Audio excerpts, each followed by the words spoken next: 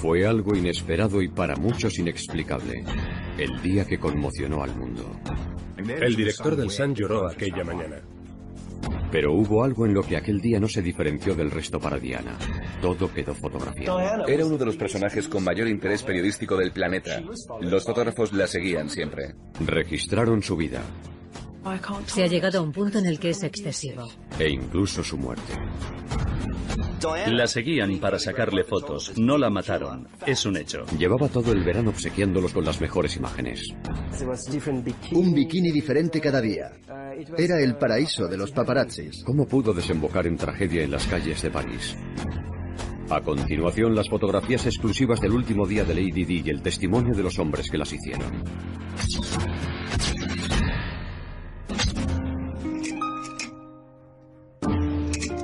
Si hay un personaje actual del que tenemos imágenes para poder repasar su vida entera, es sin duda de Diana, la princesa de Gales. Ha sido la mujer más fotografiada de la historia. Cada una de las fotografías contaba una historia. Y la del día de su muerte fue el último acto de un drama que comenzó 7 semanas antes en la Riviera Francesa.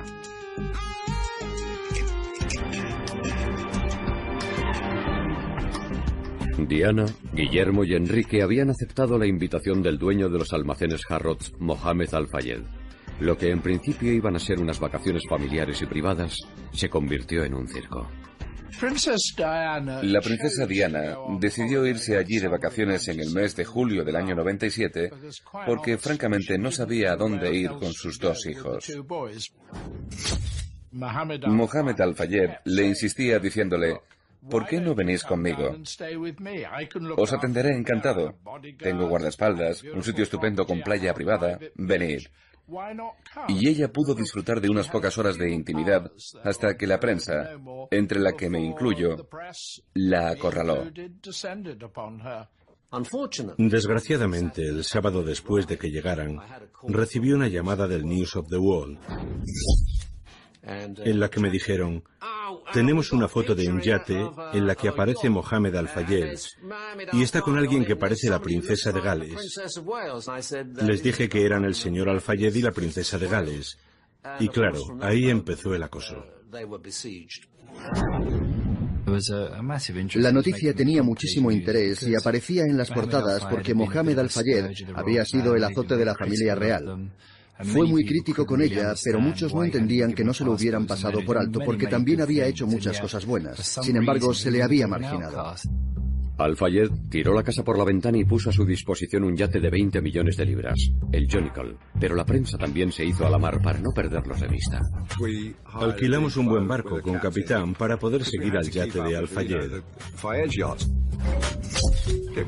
Llevaban una flota de barcos detrás, con los periodistas. Era toda una noticia verla con Guillermo y Enrique, de vacaciones con los Al-Fayed. Estábamos como locos. Se desplegaron grandes equipos, no se escatimó en recursos. Barcos carísimos, helicópteros y aviones, e incluso aviones privados para no quitarle ojo. Es algo así como invertir en bolsa. Te gastas un montón, pero no siempre sales ganando. En este caso, volvimos con las cestas de Harrods hasta los topes. La persecución había empezado y los fotógrafos que rondaban los bares y las playas de Saint-Tropez estaban a punto de hacer su agosto. Nunca habíamos tenido tantas fotos importantes en unas pocas hojas de contactos. Aquí hay un poco de todo: amor, tragedia y una serie de personas importantes interrelacionándose. Dodi Al-Fayed, su padre, Mohamed, Diana, el futuro rey de Inglaterra, y su hermano Enrique. Era casi una alfombra roja como la de Cannes. Al final, los fotógrafos franceses hicimos un fondo y le mandamos rosas. Para los fotógrafos británicos también había sido amor a primera vista. 17 veranos y 1 millón de fotos antes de todo aquello. Esta foto es del 28 de julio de 1980, la primera que publicamos en el Sun de Lady Diana Spencer. Yo no la conocía.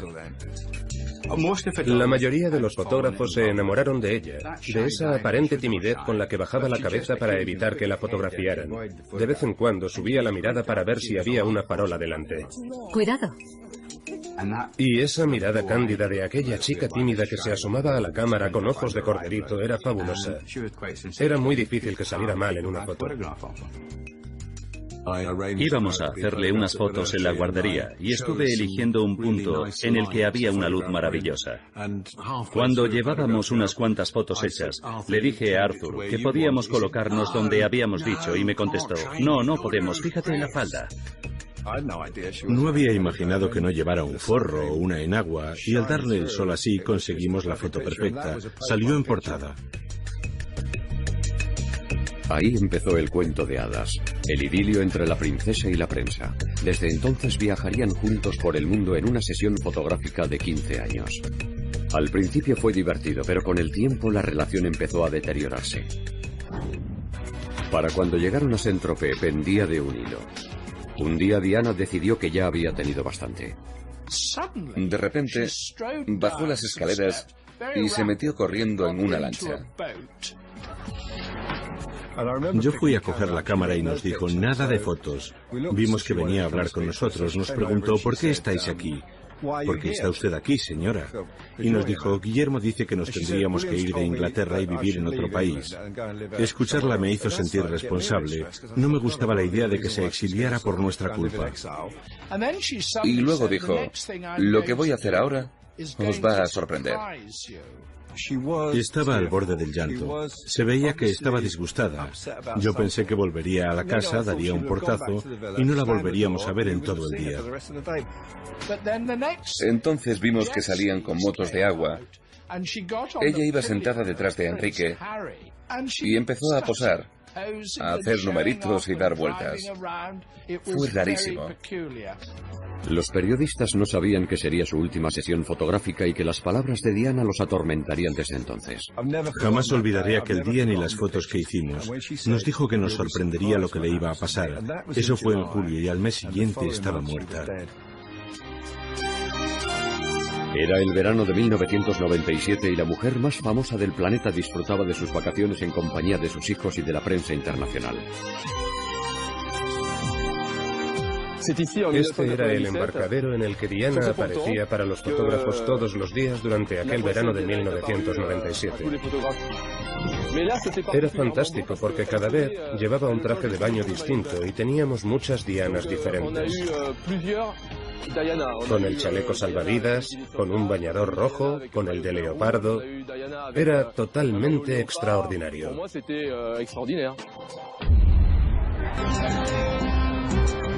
Durante años, la naturalidad de Diana frente a las cámaras había sorprendido a todo el mundo, incluido su propio entorno. Cuando conocí a la princesa Diana, ya era uno de los personajes más destacados. Tenía un magnífico instinto para publicitarse, que estoy seguro que muchos políticos envidiarían. Sabía dónde había una buena foto. Las cámaras la adoraban y ella de vez en cuando también adoraba las cámaras. Diana tenía mucha naturalidad al tratar con la gente, lejos de los saludos rígidos del resto de la familia real, del apretón de manos y del llevo mucho tiempo esperando que el príncipe de Gales preguntaba de cuando en cuando. Diana tomó otro camino. Optó por el contacto personal que tanto gustaba a la gente, y si le gustaba a la gente, a la prensa también. A lo largo de mi carrera como corresponsal de la BBC, he revisado kilómetros y kilómetros de cinta y jamás he visto una toma mala. Ella sabía perfectamente dónde estaban las cámaras y los fotógrafos. Lo tenía mejor controlado que la reina madre, que estaba considerada como una experta. Decía que tenía calculada la distancia a la que pararse a saludar o para sonreír. Diana lo perfeccionó aún más. Sabía dónde colocarse aunque no tuviera a nadie enfrente y sonreír como si fuera a saludar a alguien. Pero para los fotógrafos que seguían todos sus movimientos había una imagen que valía lo que todas las demás juntas. Desde que se divorció, desde que se separó del príncipe Carlos, la pregunta era, ¿tiene novio? ¿Quién es? ¿Dónde está? ¿De dónde saldrá el siguiente novio? Siempre estábamos tras la pista. Will Carlin, Oliver Hoare, Hasnet Khan. La imagen más buscada era Diana y su nuevo amor. Y cuando aquella imagen por fin se publicó, fue una sorpresa para casi todo el mundo. Yo sabía que algo había. Habían coincidido en partidos de polo, en muchos actos, en estrenos de cine. Pero su relación empezó a ser más cercana a partir de aquellas vacaciones familiares. Con todo el alboroto en torno a su padre, la presencia de Dodi Al-Fayed había pasado casi desapercibida para la prensa. Pero allí había empezado una historia de amor. La pareja disfrutó de las tiendas y los restaurantes de Saint-Tropez y ella incluso posó para un artista de la localidad. Vinieron a medianoche y empecé con el retrato. Le pedí que se colocara aquí y Dodi Al-Fayed se quedó a esperarla porque habían estado cenando y luego iban a salir a tomar algo. Quise mostrar su sensibilidad, la magia que esta mujer desprendía. En el retrato intenté reflejar su espíritu y la pinté con muchos colores y con el mar de fondo que tanto le gustaba. Mientras dibujaba puse la música de Memorias de África porque sabía que le encantaba. Es el último retrato de Diana. Lo pinté 6 semanas antes de que nos dejara para descansar eternamente. La pareja volvió al Mediterráneo, esta vez solos, sin saber que el secreto de su idilio iba a durar muy poco. Un amigo de Mohamed y de Diana, que vivía en el sur de Francia, me llamó al Mirror y me dijo: James, la relación entre Diana y Dodi va muy en serio. Están perdidamente enamorados. Le dije: es un poco precipitado, y me contestó: sí, pero ha pasado. Dodi Al-Fayed debería avergonzarse de cómo ha tratado a Kelly. Kelly lo quería y confiaba en él.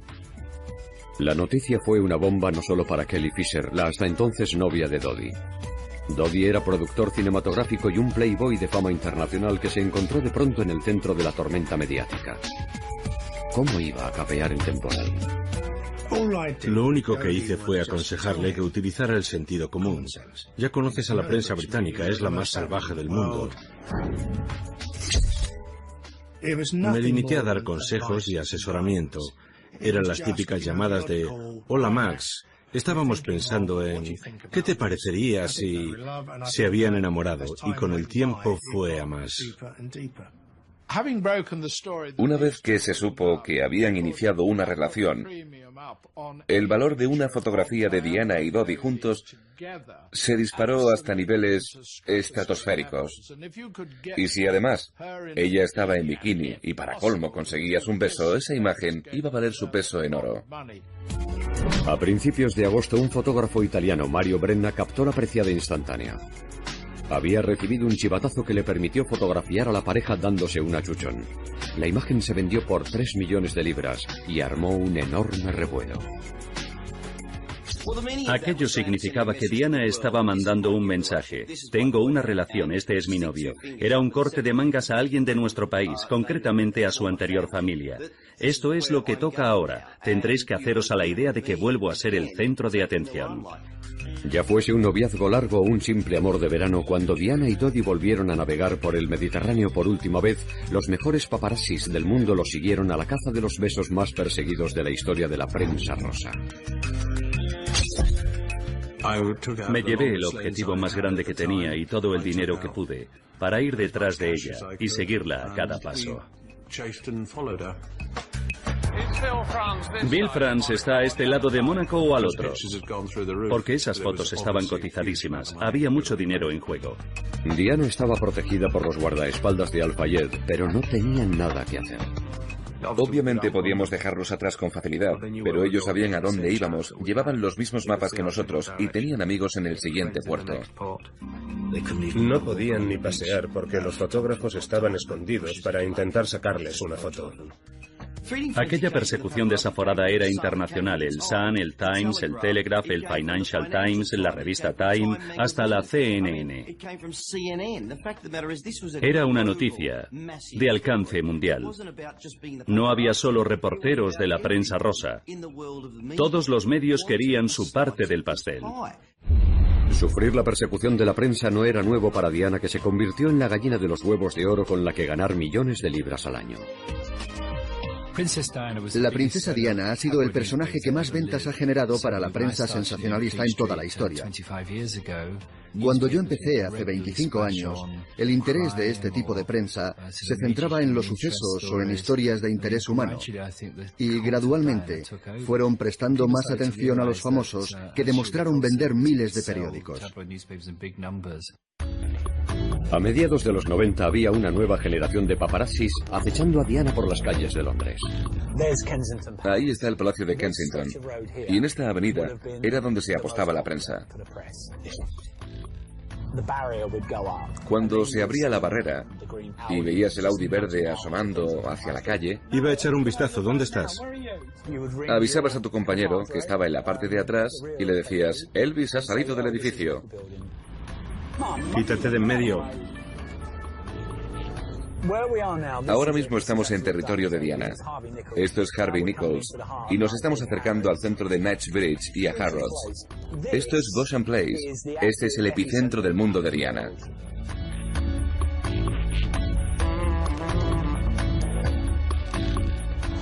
Este es el restaurante San Lorenzo, el favorito de la princesa, que se convirtió en el más famoso del mundo.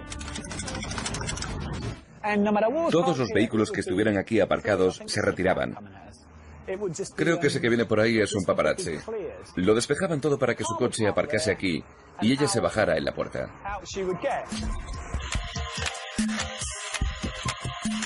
Se había abierto la veda. La gente de la calle le hacía fotos y llamaba a las redacciones. Imagínate cómo habría sido ahora con los teléfonos con cámara. Este es el Club Harbour, lleno de cochazos. La plaza de aparcamiento de Diana era esa, o la de enfrente. Si era uno de esos días que quería que se le hicieran fotos, salía sin prisa. Si no quería fotos, empezaba el juego. No les digo el juego a la prensa. Al principio establecí una relación con los periodistas que funcionaba, pero ahora han sobrepasado los límites y ha llegado a un punto en el que es excesivo. Es un acoso. En la semana anterior a que concediera la entrevista al programa Panorama, la etapa del asedio de la prensa estaba en su máximo apogeo. Durante años he sido como un buen producto que se expone en las estanterías y vende mucho. Todo este muro estaba lleno de escaleras, desde aquí hasta el final. ¿Qué habrá? ¿130 metros? No quedaba un centímetro libre en toda la pared. Estábamos en el centro del huracán y la situación estaba descontrolada. Estábamos inmersos en una historia que no iba a terminar nunca. En el verano de 1997, la persecución salió de las calles de Londres para extenderse por todo el mundo. Llegó a Italia, al funeral de Versace y a Grecia, donde estuvo de vacaciones con amigos. En las últimas semanas de su vida, Diana trajo de cabeza a los paparazzis. Era agotador seguirle el ritmo. La siguiente parada fue Bosnia, en una visita que realizó en su cruzada contra las minas antipersonas. Ahí sacó provecho de la persecución de la prensa. Vio a niños mutilados por las minas y se dio cuenta de que podía hacer algo. He venido yo y conmigo todos los medios, la BBC, la ITV, Sky News. Toda la prensa está cubriendo esta noticia, pero no por su propio interés, sino porque yo la he traído. Pero lo que el mundo estaba esperando era la fotografía de Diana y Dodi. Los precios se dispararon y finalmente fue un fotógrafo francés quien se llevó el gato al agua. Solté la moto, cogí la cámara y vine corriendo. Llegué justo a tiempo, porque vi que Diana y Dodi acababan de llegar al embarcadero.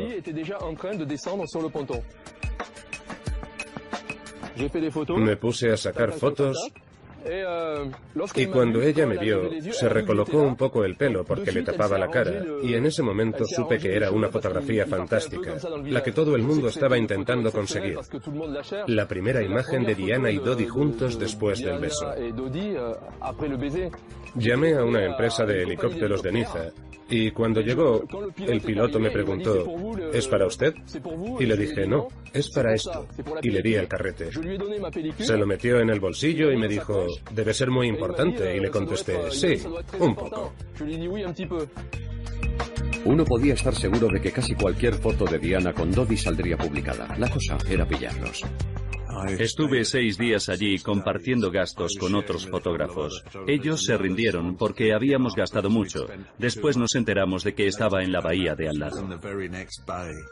Pero para los que la habían encontrado, las imágenes eran cada vez mejores. Es como si algunos supieran dónde buscar. Yo no decía dónde iban a estar. Solo ayudaba a los periodistas en los que confiaba. Pero algunos empezaron a sospechar que la filtración procedía del propio Jonicle. Hola, Ken. ¿Puedo pasarme a enseñarte unas fotos? Uno de esos días, Ken Lennox recibió una llamada del fotógrafo que había negociado la venta de las imágenes del beso, Jason Fraser. Entró y se puso a colocar unas 140 fotografías sobre la moqueta del despacho del director. Cuando las miramos, vimos que eran fotos de Dodi y Diana juntos. Estaban cariñosos, haciéndose caricias y ese tipo de cosas. Hay una foto monísima en la que se ve a Diana hablando por teléfono. El fotógrafo que la hizo y al que conozco personalmente me dijo, me estaba llamando a mí para preguntarme qué tal habían quedado las fotos. ¿Es posible que después de todas las quejas por el acoso estuviera ella organizándolo todo? ¿E incluso que llevara años haciéndolo? Pero aunque hubiera sido así, muchos habrían dicho, ¿y qué? Diana me llamaba a menudo. Nos dijo, si venís a Kensington High Street sobre las 4, podréis hacer unas fotos estupendas. Y así fue. Estuvieron en McDonald's y tomamos unas imágenes que dieron la vuelta al mundo. Semanas después, en una entrevista, dijo, pero bueno, si me siguieron hasta McDonald's. La relación de Diana con la prensa era más complicada de lo que podíamos imaginar. Comía con los directores de las revistas y tenía sus reporteros de cabecera. Y a medida que la guerra con la familia real se recrudecía, utilizó a los medios para llegar a su fuente de poder: la opinión pública. Cuando rompió el protocolo hablando directamente con la prensa, posiblemente estaba queriendo decir, puede que el resto de la familia real pague a sus gabinetes de comunicación para informar a la prensa. Mi marido es un ejemplo de ello, pero yo me ahorro el dinero y los informo directamente. Aquello me dio que pensar y me dije, puede que no apruebe lo que hace, pero al menos se encarga ella misma del trabajo sucio. Independientemente del motivo que hubiera detrás de aquellas fotos, poner celoso a un antiguo amante, incordiar a la familia real o mostrar su felicidad, la situación estaba a punto de cambiar. Su intención era pasar una noche en París, pero pronto todo se le iba a ir de las manos. De lo que no se dio cuenta es de que después de haber dado todas esas fotos geniales no es tan fácil decir, bueno chicos, se acabó. La princesa de Gales estaba empezando una nueva vida con otro hombre. Dime qué periodista de toda la historia diría, venga chicos, hemos llegado a París, dejemos las cámaras y volvamos a casa. Despedido. Esta historia no se iba a terminar cuando alguien dijera, corten. No funciona así. Aquello no había hecho más que empezar. Estaban en París, la ciudad del amor con su Torre Eiffel y su Arco del Triunfo, y los paparazzis más decididos del mundo.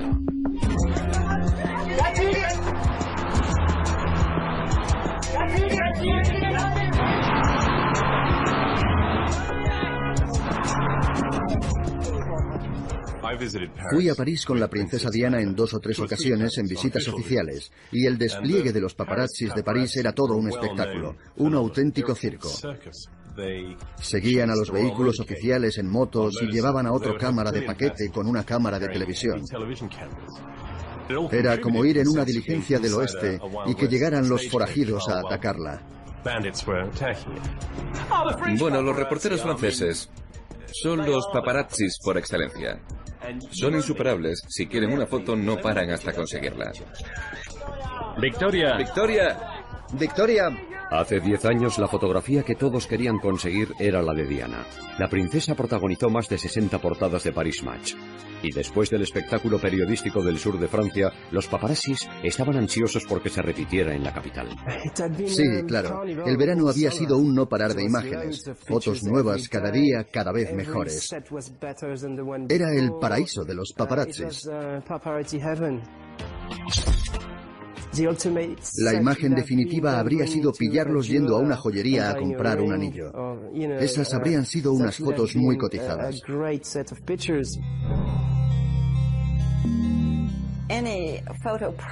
Cualquier agencia de prensa que se precie querría cubrir la llegada de la princesa Diana a París. Así que cuando recibimos la llamada de un diario británico avisándonos de que Diana iba a aterrizar en Le Bourget en un avión privado, acompañada por Dodi Al-Fayed, nos pusimos en marcha. Cuando el avión de Diana aterrizó, había un montón de fotógrafos esperando a captar el momento. Ahí fue donde los personajes que protagonizarían la tragedia del túnel del alma se encontraron por primera vez. Vemos a Diana bajando del avión y a Dodi saludando a Guy Paul, el conductor del coche de acompañamiento aquella tarde, que sería quien iría al volante del Mercedes la fatídica noche del accidente. También están Trevor Rhys-Jones y Kees Winfield, los guardaespaldas. Las fotos no tenían nada de particular, pero por desgracia ahora son un documento histórico de la llegada de Diana a París el día que murió. Dos escoltas motorizados acompañan a la caravana de coches hasta la autopista y se inicia una persecución vertiginosa hasta el centro de la ciudad. Se había corrido la voz de que la princesa iba a llegar. Eran los reporteros más agresivos que habíamos visto en todo el verano. El trabajo consiste en recoger al personaje en el aeropuerto y seguirlo hasta que se acueste. A Diana le preocupaba la situación. Llegó a decir, tenemos que tener mucho cuidado o uno de esos fotógrafos se puede matar. Conseguimos despistarlos. Aceleramos y los dejamos atrás. Tras librarse de sus perseguidores, su primera parada es el Bois de Boulogne para visitar la villa de los Windsor. En su día fue el hogar de otra pareja perseguida por la prensa, el príncipe Eduardo y Wallis Simpson. Mohamed Al-Fayed la había alquilado y estaba restaurándola. Corría el rumor de que podían establecerse aquí o usarla como una segunda residencia en Francia. Como no, nos entusiasmaba la perspectiva de que la princesa de Gales se fuese a mudar aquí con su nuevo amante.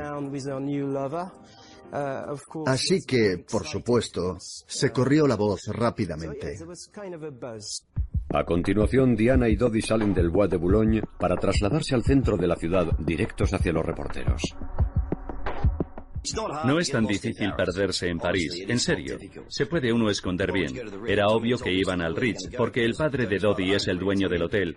Pero si lo que quieres es pasar desapercibido, hay un hotelito en los Campos Elíseos en el que puedes pasar una noche maravillosa. Dodi y Diana entran al Ritz por la puerta trasera y evitan ser fotografiados. Diana se queda descansando mientras Dodi va a una joyería cercana. Más tarde, un empleado le llevará 2 anillos al hotel para que los examine al detalle. Cuando salen del hotel hay un puñado de fotógrafos esperándolos y cuando llegan al apartamento de Dodi en los Campos Elíseos empiezan los primeros enfrentamientos. Según todas las versiones, el mayor altercado de aquel día se produjo en ese momento. Los guardaespaldas tuvieron que imponerse físicamente para que los fotógrafos no se les acercaran demasiado. Hubo enfrentamientos y discusiones violentas. Los fotógrafos no solo obstaculizaron sus movimientos, sino que se comportaron de forma agresiva y ofensiva. En el interior del apartamento, Diana y Dodi se relajan. La princesa se está tomando una copa de vino blanco mientras escuchan música. Mientras tanto, los guardaespaldas se van poniendo cada vez más nerviosos porque Dodi no les ha dicho dónde tienen pensado ir después. Llamé a la puerta. Entré a la salita y se lo pregunté directamente delante de la princesa. Primero intenté que el mayordomo le preguntara dónde íbamos a ir esa noche, que le pidiera más información, pero no sirvió de nada. Así que cuando salimos de allí, ni Kees ni yo sabíamos dónde los teníamos que llevar. Salieron muy rápido. Hice unas cuantas fotos sin tiempo para enfocar ni encuadrar ni hacer nada especial. Me limité a tirar ráfagas. Pero Diana y Dodi no ofrecen a los paparazzis la imagen que todos están buscando, la de los dos juntos. La persecución ha empezado. Los paparazzis se suben en las motos y los coches y los siguen. ¿Por qué? Porque ellos quieren hacer su trabajo. Quieren esa fotografía. No llevan armas, sino cámaras, y no disparan balas, sino instantáneas. En mi opinión, aquello no tenía ningún sentido. No tenían por qué huir para que no les hicieran una foto juntos. Hay muchas cosas de aquella noche que no tienen sentido. Tienen una mesa reservada en un restaurante de moda, pero se ponen nerviosos y deciden cambiar de planes sobre la marcha. Vuelven al Ritz, pero los empleados no están avisados y los fotógrafos se abalanzan sobre sus presas. Las imágenes más famosas que les hicieron aquella noche, cuando aún estaban vivos, son las de la llegada al Ritz. 2 de nuestros fotógrafos consiguieron sacarlos juntos en el asiento trasero del Mercedes. Esta fotografía de sus últimas horas es una de las que más he vendido en toda mi carrera. Es curioso porque a Diana no se le ve la cara, pero a las revistas les encanta esta imagen porque se les ve nerviosos. Es muy distinta de todas las del cuento de hadas de Saint-Tropez, con los bikinis, las motos de agua y toda esa puesta en escena para que lo captaran las cámaras. Esta no tiene nada que ver y se nota. Esta es la vida real. Diana sale primero del coche y Dodi unos segundos después. Siguen sin tener imágenes de ellos dos juntos. Sí, podían haber posado. Pero ¿cuál es el mantra de cualquier fotógrafo? Una más, por favor, solo una más. No se acaba nunca. A las 10 menos 10 de la noche del sábado 30 de agosto, las cámaras graban a Diana por última vez. Aquel día en París no se tomaron imágenes en movimiento de Diana, aparte de las del circuito cerrado de televisión del Ritz. Son las últimas imágenes de aquel icono con vida, en las que no se la ve especialmente contenta. Pero los iconos no siempre están felices, ¿verdad? Si hubiera visto esa expresión cuando me encargaba de su imagen, me habría dado cuenta de que había un problema, de que era necesario arreglar las cosas. Deduzco que ella se estaba dando cuenta de que las cosas no estaban saliendo como había previsto. En el vestíbulo del hotel, la princesa se echa a llorar. Se puso a llorar. Y creo que fue por eso por lo que Dodi vino como una exhalación hacia nosotros cuando entramos en el vestíbulo del Ritz y nos dijo: ¿cómo ha podido pasar esto? No perdí los nervios. Le dije que nada de eso habría pasado si nos hubieran dicho a dónde íbamos. Todos los fotógrafos de la ciudad se dirigen al Ritz. Entre ellos está Jacques Langevin, un reportero gráfico que ha recibido varios premios y ha cubierto algunas de las noticias más importantes de los últimos años. Delante del Ritz había un montón de periodistas, turistas, curiosos, coches yendo y viniendo. Había un montón de gente preguntándonos a los fotógrafos qué estaba pasando, qué estábamos haciendo y a quién estábamos esperando. Esperando a la princesa Diana. Entre los perseguidores también estaba Nicola Arsov, fotógrafo de la agencia Shipa que, como Langevin, pasará la noche entre rejas. Estaban los mismos fotógrafos que llevaban allí todo el día, pero había muchos más turistas. Creo que llegó un autobús de japoneses o de chinos, porque sabían que Lady Di estaba allí. Así que la plaza estaba llena de turistas aquella noche. Ni siquiera dentro del hotel tienen forma de escapar de las miradas de los curiosos. Una vez que estuvieron dentro del Ritz, Dodi decidió que iban a cenar en el Espadón, el restaurante del hotel. Se sentaron y vieron que la gente los miraba. En París es normal que te miren, sobre todo si eres famoso. Es parte de nuestra cultura. Así que decidieron subir a la habitación. Mientras la pareja se retira a la suite imperial, a la planta baja llega el último protagonista de la tragedia, el responsable de seguridad del Hotel Ritz, Henri Paul. Habla con los guardaespaldas y el personal del hotel antes de salir a la plaza a evaluar la situación. Vino a hablar con nosotros para tranquilizarnos y contarnos cómo y cuándo iban a salir. No os preocupéis, van a salir por la puerta principal. No hace falta que vayáis a la puerta trasera. En unos 20 minutos estarán preparados, tranquilos. Nos dio tantas explicaciones que nos pareció sospechoso. Según el testimonio de los guardaespaldas, en todo momento la idea había sido salir por la puerta principal del Ritz. Pero en el último momento, a Dodi se le ocurrió que lo mejor era salir por la puerta de atrás, sin guardaespaldas y con Henri Paul al volante. En las imágenes de las cámaras de seguridad vemos que Dodi habla con los guardaespaldas Desde que comenzaron sus vacaciones, esta es la situación más tensa en la que se vieron envueltos. El acuerdo fue que yo iría con ellos, no iba a dejar que se fueran solos. Mientras la pareja organiza su huida, el plan ya está condenado al fracaso. Los paparazzis se conocen todos los trucos. Seguro que habría varios en la parte de atrás vigilando. Había mucha gente alrededor del coche, unos 5 o 6 fotógrafos. No estoy seguro, porque no recuerdo bien lo que hice. No llegué a ver mis fotos, porque me las confiscó la policía. Todavía las tienen los negativos. Esas instantáneas son las típicas fotografías robadas por los paparazzis y, por desgracia, se han convertido en las últimas imágenes de aquel grupo de personas antes de que se mataran. A las 12:20, Diana y Dodi huyen del Ridge directamente hacia la posteridad. ¿Qué nos puedes contar de lo que ocurre en el hospital? Parece que la situación es preocupante. En la redacción del Sun teníamos todos los canales de televisión puestos a la vez. E íbamos observando que en vez de los presentadores del turno de noche, fueron apareciendo presentadores cada vez más importantes, con sus trajes y sus corbatas negras. Así que nos dijimos, está claro, ya verás.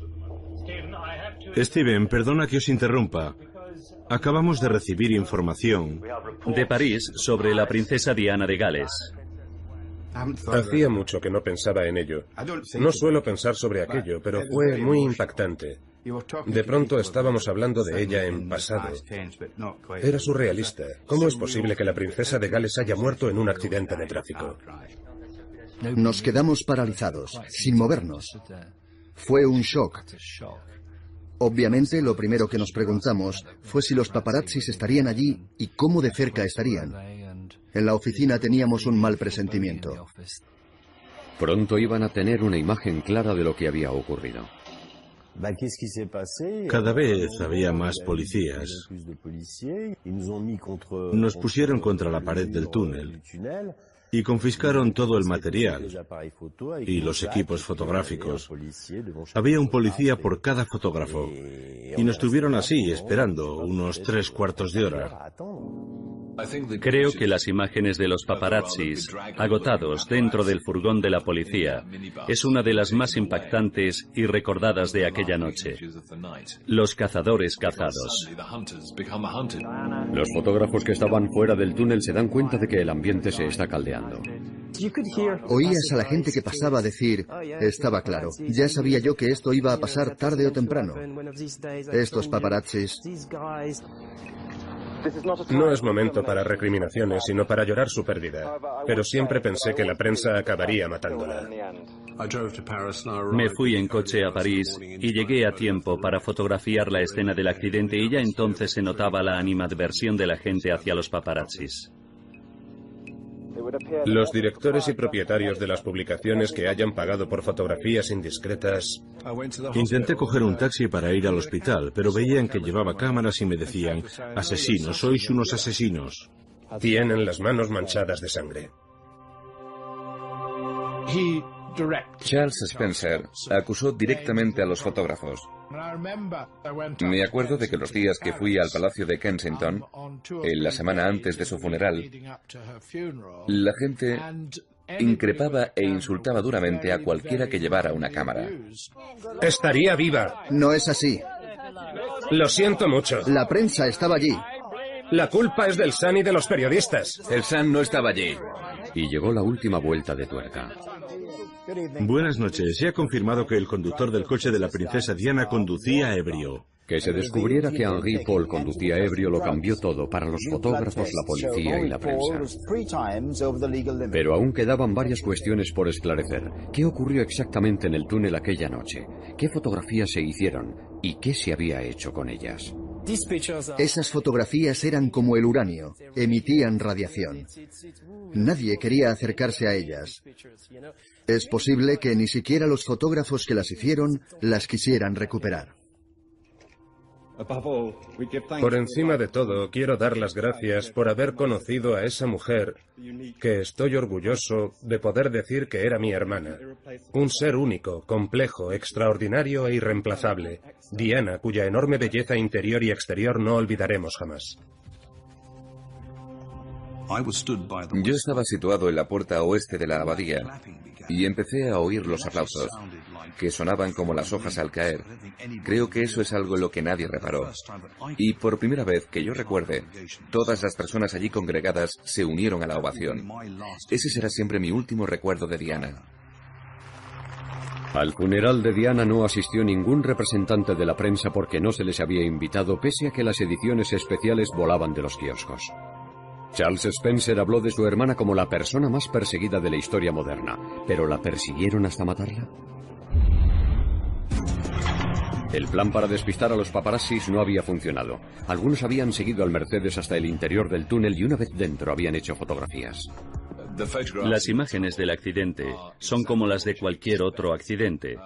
El Mercedes destrozado, los restos esparcidos por la carretera, gente curioseando, transeúntes que se acercan, e incluso hay fotografías muy tristes de Diana después del accidente, que nunca se han visto. Creo que muy acertadamente. El que los fotógrafos siguieran trabajando después del accidente causó indignación, incluso aunque, como fue el caso de Langevin, hubieran llegado después de los equipos de emergencia. En lo que a mí respecta, lo diré siempre.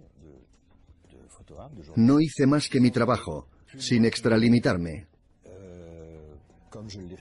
Hice lo mismo que en otras situaciones dramáticas, como las guerras, por ejemplo. No me cuesta mirarme al espejo por las mañanas. Pero no todas las imágenes que se captaron aquella noche se confiscaron en la redada policial. Algunos fotógrafos consiguieron sacarlas de allí y a los pocos minutos del accidente estaban intentando venderlas. Recibí la llamada a las 12:03 hora inglesa. Me puso los pelos de punta. Llamé a las redacciones para decirles que la princesa de Gales había tenido un accidente y nadie me creía. Me contestaban, ¿estás de broma? Reuters no ha dicho nada. En Reuters no lo sabían. Pero yo sí, porque me estaban enviando las imágenes. En las redacciones y en varias residencias particulares de Londres, los teléfonos no paran de sonar. A eso de las 12:10 recibí una llamada de un fotógrafo que estaba en París. Me dijo que la princesa de Gales había sufrido un accidente de tráfico, que Dodi estaba gravemente herido, pero que ella hablaba y parecía que estaba bien. Me ofrecía la exclusiva de las fotos durante un día por 3 millones de francos, 350.000 euros. Lo pensé durante unos minutos y le dije que sí. Eran imágenes de ella dentro del coche. Se la veía muy tranquila. No parecía estar herida, pero nos dijeron que se había partido la clavícula. Mientras tanto, en las agencias llueven las ofertas. Estaba recibiendo ofertas de todo el mundo. Publicaciones de Estados Unidos, el Reino Unido. Estoy seguro de que nunca en la vida habrá otras fotos que despierten tanto interés. Pero a medida que las noticias que llegan de París revisten más gravedad, las negociaciones se paralizan y al amanecer las fotografías son invendibles. El director vino por la mañana y me dijo, ¿qué vas a hacer para proteger al periódico de estas fotografías? Eso es lo que pasaba. Ahora ya no se podían usar. Eran tóxicas. Los redactores se apresuraron a borrar los rastros de las imágenes de los discos duros y dejaron a los paparazzis abandonados a su suerte. Los valientes directores de todas las publicaciones del mundo, esos señores tan respetables, con sus trajes caros y sus choferes, que tan interesados estaban por conseguir aquellas fotografías, en cuanto se supo que la princesa había muerto, reaccionaron diciendo: No, ya no queremos comprarlas.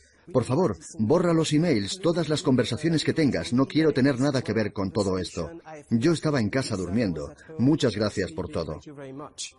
Después de años siendo el centro de atención de la prensa, Diana había acabado dando unas fotografías que no se podían publicar. Muy al contrario, el accidente marcó el inicio de una nueva era de comedimiento e introspección. Me sentía responsable de lo que había ocurrido. Era complicado porque es verdad que sabíamos todo lo que había pasado. Sabíamos que Diana colaboraba con la prensa y que el conductor iba borracho. Pero aún así, yo creo que si los paparazzis no los hubieran estado persiguiendo, el coche no habría ido tan deprisa y no se habrían estrellado. La muerte de Diana lo cambió todo.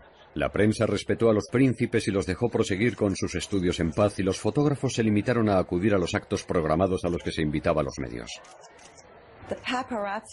Los paparazzis eran una especie de apestados, y las revistas dejaron de publicar imágenes de personajes tomadas en público. Las revistas de cotilleos y glamour dejaron de perseguir tanto a los famosos por un tiempo. Ahora han vuelto con más fuerza que nunca, cada vez hay más, y no creo que desaparezcan nunca. A la gente le gusta observar las vidas de los demás. No cabe duda de que la vida que más interesaba al público era la de Diana, y para muchos fotógrafos la expectación que se creó en torno a su figura no se volverá a repetir.